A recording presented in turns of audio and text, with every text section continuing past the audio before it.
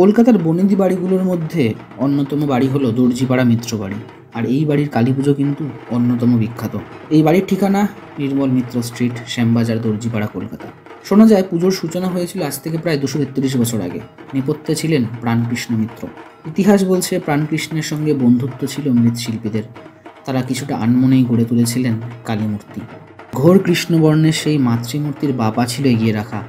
আজও তেমনই মূর্তিতে এই বাড়িতে পুজো হয়, যদিও দেবীর পুজো করা হয় দক্ষিণাকালীর পুজোর যাবতীয় নিয়ম মেনে। এ বাড়ির আরাধনায় দেবীকে জবা ফুল অর্পণ করা হয় না, বদলে 108টি অপরাজিতার পুষ্পার্ঘ্য প্রদান করা হয়। কালী পুজোর সময় বাড়িতে জ্বলে 108টি মাটির প্রদীপ, তবে পুজোয় ঢাক বাজানো হয় না।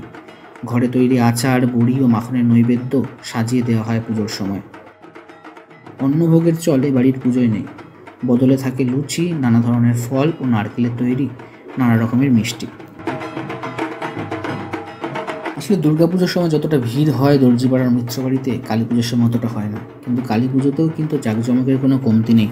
টুকটাক মানুষ আসতেই থাকে এবং দুর্গাপুজোর সময় যে সাজানোটা থাকে, যে আলপনা আঁকা থাকে, তার কিছুটা রেশ কিন্তু কালী পুজোয় থেকে যায়। হয়তো বছর ঘুরলে নতুন করে আবার তৈরি হবে, কিন্তু তার রেশ কিন্তু বছরের পর বছর থেকেই যাবে। ঠিক একই রকমভাবে যে কালী মূর্তি এখানে আপনারা দেখছেন এবং এই যে সুন্দর করে সাজানো রয়েছে, এটা কিন্তু কালী পুজোর জন্য বিশেষ করে তৈরি হয়েছে। আর বাকিটা যেটা আগে ছিল দুর্গাপুজোর সময় থেকে, সেটা চলছে। আগামী দিনে আরও তৈরি হবে।